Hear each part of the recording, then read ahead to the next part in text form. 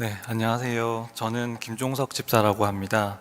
우선 부족한 저를 이 자리에 설 수 있도록 허락하여 주신 하나님께 감사드립니다. 저는 2012년부터 변호사로 일을 시작한 11년 차 변호사입니다. 저는 외가 쪽이 신실한 기독교 집안으로 어머니께서 어릴 때부터 저와 동생을 교회에 데리고 다니셨습니다.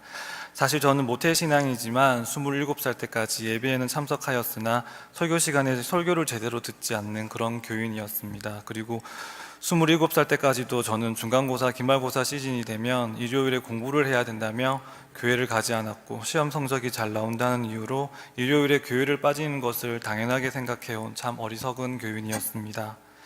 그래서인지 항상 잘 지내오다가도 가장 중요한 순간에 모든 계획이 틀어져 쌓아온 모든 것들이 무너져 내리는 경험을 여러 차례 하게 되었고, 28살이 되던 해는 더 이상 물러설 것도 없는 인생에서의 낭떠러지에 서 있는 듯한 순간까지 이르렀습니다.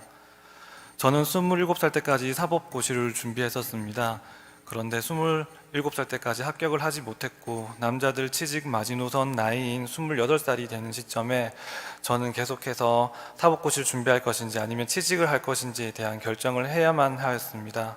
저는 당시 동생도 행정고시를 준비하고 있었는데 저보다 합격 가능성이 더 높아 장남인 저는 취직을 하여 돈을 버는 것이 낫겠다고 판단을 하고 28살부터 취직을 준비하는 걸로 결정을 했습니다.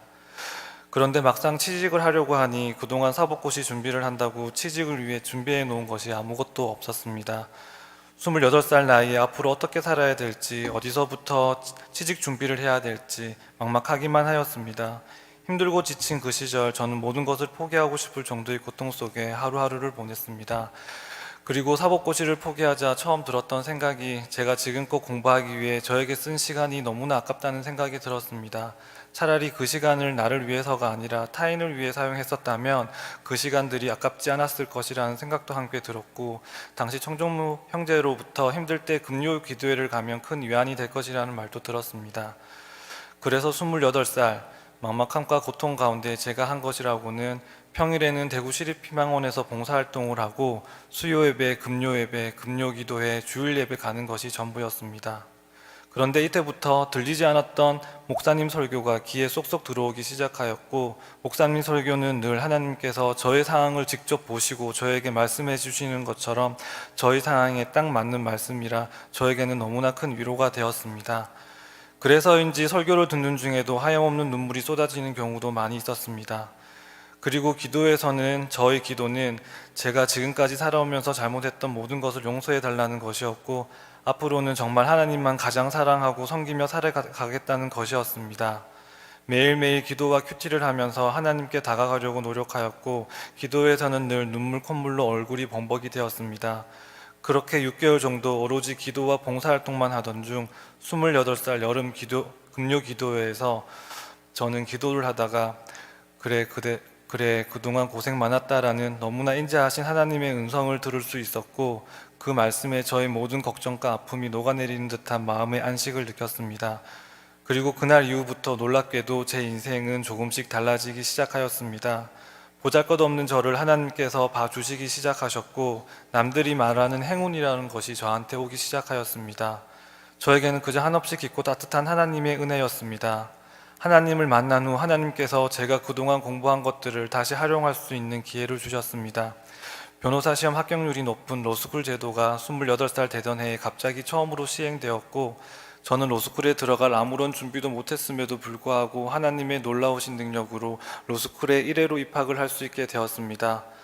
혼자 계획하여 했을 때는 그렇게 어려웠던 것이 하나님을 만나고는 6개월 만에 너무나 운이 좋게 로스쿨에 입학하게 되니 그저 놀라웠고, 낭떠러지에서 저를 살며시 건져주신 하나님께 감사한 마음뿐이었습니다.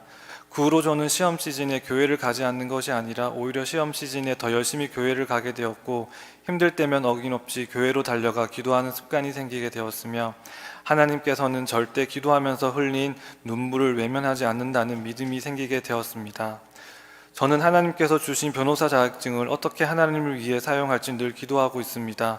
그리고 10년이 넘는 지금까지도 늘 사무실에 와서 제일 먼저 하는 것은 큐티와 기도입니다. 지금까지 수많은 사건들을 하면서도 실수 없이 잘 처리할 수 있었던 것은 하나님께서 하나님의 능력으로 사건을 처리하여 주셨음을 믿습니다. 사실 변호사의 역할은 의뢰인의 억울함을 밝혀서 소송에서 이기게 하는 것입니다.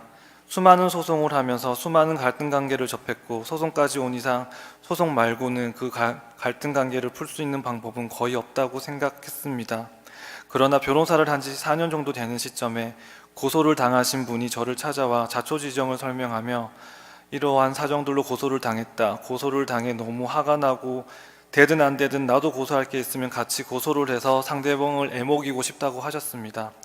그러나 막상 상담을 해보니 의뢰인이 제가 인정되는 상황이었고, 그렇다면 화가 나서 상대방을 고소하는 것보다는 빨리 합의를 보고 사건을 마무리 짓는 것이 의뢰인에게 가장 좋은 상황이었습니다.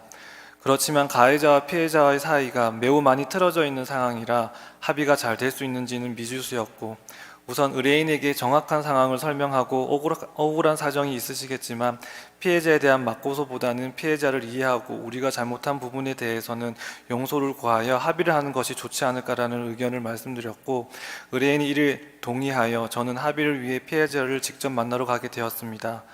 그리고 저는 의뢰인을 대신해 피해자에게 진심 어린 사과와 함께 의뢰인의 사정들을 설명드렸습니다.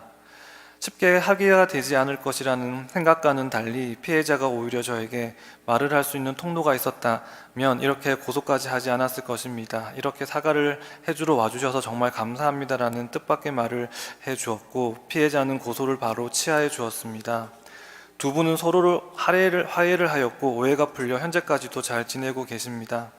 저는 이 사건을 하면서 사람들 간 다툼은 정말 서로에 대한 작은 오해로부터 시작된다는 것을 알게 되었고, 또한 기회가 없어서 화해를 하지 못하는 경우도 분명 있을 수 있다는 것을 깨닫게 되었습니다. 그리고 하나님께서 저를 통해 이분들의 오해를 풀어주신 거라는 생각도 들었습니다.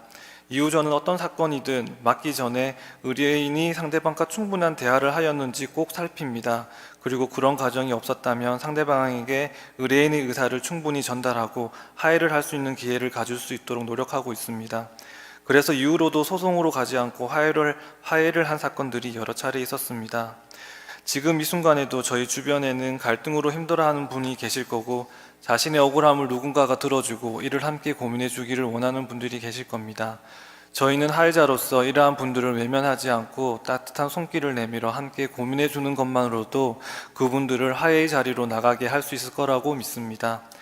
부족한 것이 많은 저를 화해자로서의 사명도 감당할 수 있게 해주신 하나님께 감사드리며, 하나님께서 저에게 주신 변호사 자격증을 앞으로도 하나님을 위해 사용할 수 있도록, 그리고 하나님께서 저를 사용하여 주시기만을 간절히 기도하며 살아가겠습니다. 부족한 간증 끝까지 들어주셔서 감사합니다.